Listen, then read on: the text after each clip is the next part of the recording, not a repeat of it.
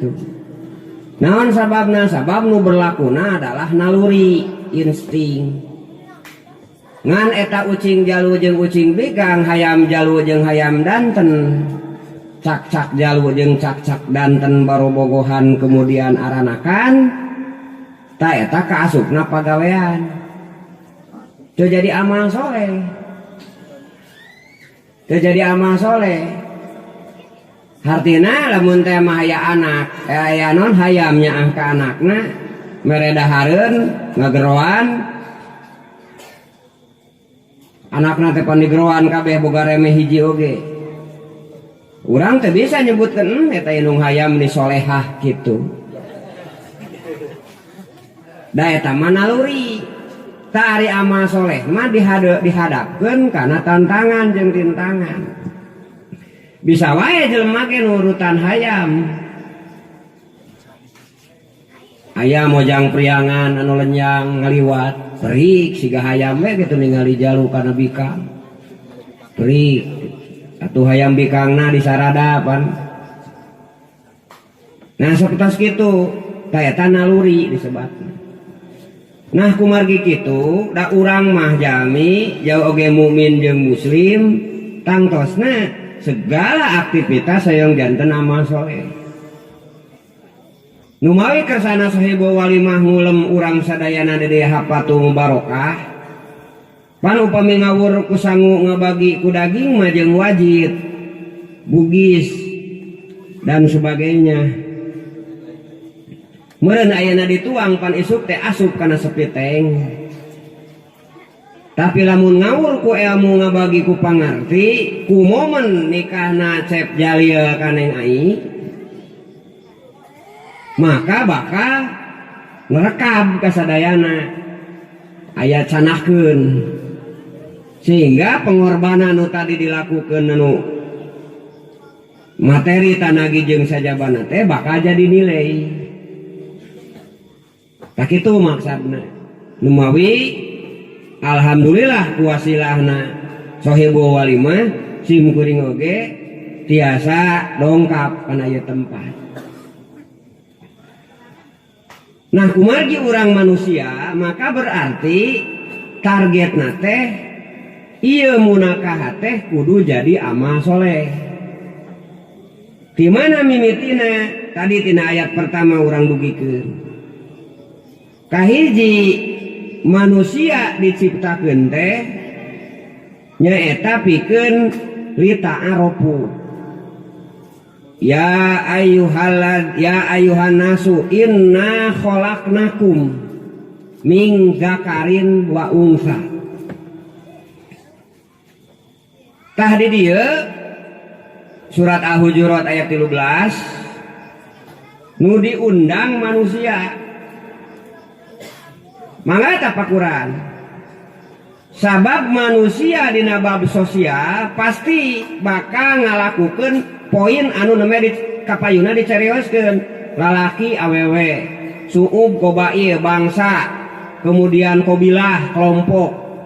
Ta eta di sadayana sadunya pasti ngalakukeun. Ngan aya anu nilaina tadi jadi amal soleh, aya nu henteu. Duta kaituna inna akramakum indallahi atqakum. Nah undangan Allah ya ayuhan nasu jeung ya ayuhaladina amanu teh eta teh aya hubunganana jeung tauhid mulkiyah, kerajaan Allah.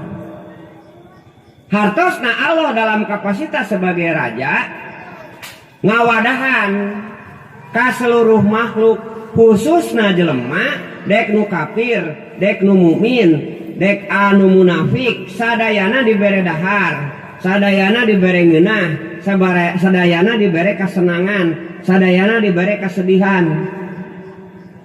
Rata sadayana margi dalam kapasitas sebagai raja langit jeung raja bumi. Lain teu apaleun Allah ka iblis bakal naon, bakal diranjam, bakal dikutuk nepikeun ka poe kiamat. Ngan tadi teh sunatullah. Numawi jadilah pemuda-pemuda, pemudi-pemudi, kader-kader negarawan.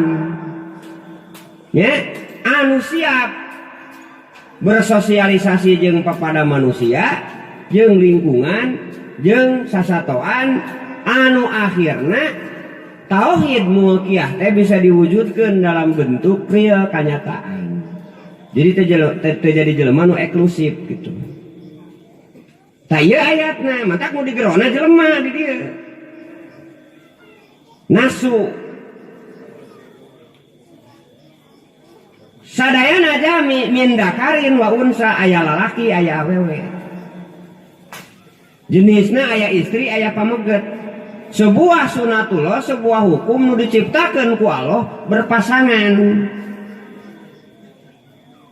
Tak engke nu pasangan eta secara keseluruhan manusia aya kaderisasi ngancet tadi aya eta kaderisasi teh nu jadi amal soleh aya nu henteu. Ta ieu mah nilai nu ngabedakeunana engke. Punten jami aya nu ngilu ujian aya nu ngeusian hasil ujian.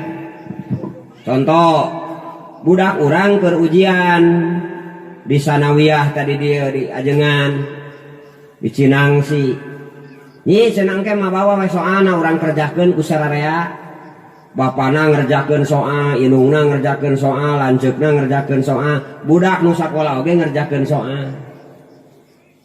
Ya. Cik cenah-cenah dipunten kitu ka wali kelas. Cek si budak teh Pak ieu mah nu abdi, tah ieu nu bapa, ieu nu emak, ieu nu lanceuk. Cik pangnilaikeun. Ternyata para ibu sadayana anu ibuna nu ramana nu lanceukna mah pul ganjaranna teh boga pangalaman nilaina teh 10 kabeh. Budak mah merendah kakara asup jeung kakara apa punteunna teh genep tah budak nu sakola asli mah. Si kira-kira nu meunang rapor sadayana jeung bapana jeung indungna teu. Henteu da indungna jeung bapana mah ukur ngeusian soal lain peserta ujian. Di mana mimiti ayat peserta ujian? Tah ti mimiti daftar ka sakola. Mimiti daftar ka sakola. Jadi sok sanajan ulangan ngilu punten 10 wae, punten dina samen mah kasebut bapana mah. Sabab ukur ngeusian soal nu disadiakeun. Tah di dunya teh aya awewe aya lalaki.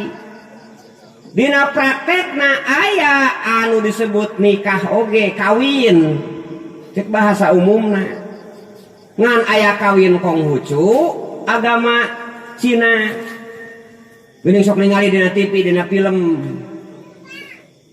Kedua mempelai menyembah bumi tarungku, kedua mempelai menyembah langit taranggah ya, menyembah ibu bapak tarungku ka indung bapana. Terus kedua pengantin saling menyembah padu hareupan gitu unguk-ungukan.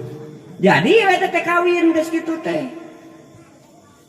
Tah eta teh mun gambaran nu tadi mah jelema nu ukur ngeusian soal.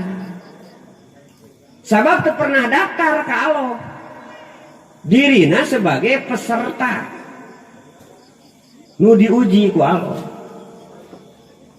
Gitu. Kumaha tuh hayang aya jadi peserta ujian kada sesuai aturan jeung mekanisme nu dibikeun ku Allah. Nya eta nikah nu jelas rukunna, jelas syaratna, nya jelas aturan mainna. Wa ahlatum purujahunna bi kalimatillah. Kakara jadi di mana akad nikah tadi neng ai jeung jang jalil teh eta teh mimiti mendaftarkan diri ka Allah turunan tina 2 kalimah syahadat. Jadi akad turunan tina asyhadu alla ilaha illallah wa asyhadu anna muhammadar rasulullah. Mata aturan jeung mekanisme ge kudu akur jeung la ilaha illallah jeung kudu akur jeung muhammadur rasulullah. Da turunan akad tidinya. Lamun lain turunan tina asyhadu alla ilaha illallah wa asyhadu anna muhammadar rasulullah eta moal jadi. Contoh dina benda Allah nyeun sampe oge Allah nyeun oncom nya tina naon oncom teh ayo oncom tina naon nya hilap deui tina kacang nya tina kacang diolah ku jelema jadi oncom. Tah dua zat eta dua makhluk eta dihijikeun jadi we comro oncom ti jero tah rek dijieun ku urang pake nyeh asa aturan sarua dek dijieun ku orang Inggris dek dijieun ku orang Arab pasti eta jadi comro. Sok sanajan di Inggris malain comro ngaranna teuing naonnya bahasa Inggris nama nganu jelas praktekna sapertos kitu dua modal nu dibikeun ku Allah sesuai aturan mainna pasti bakal ngahasilkeun sesuatu produk nu sejen. Tah ieu Allah ngadama pameget sareng istri secara umum.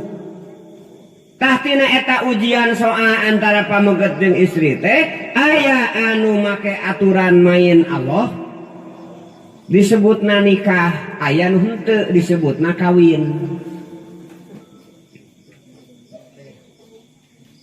Tah geus kitu kabentuk nu disebut jamaah kumpulan orang minimal dua suami jeung istri.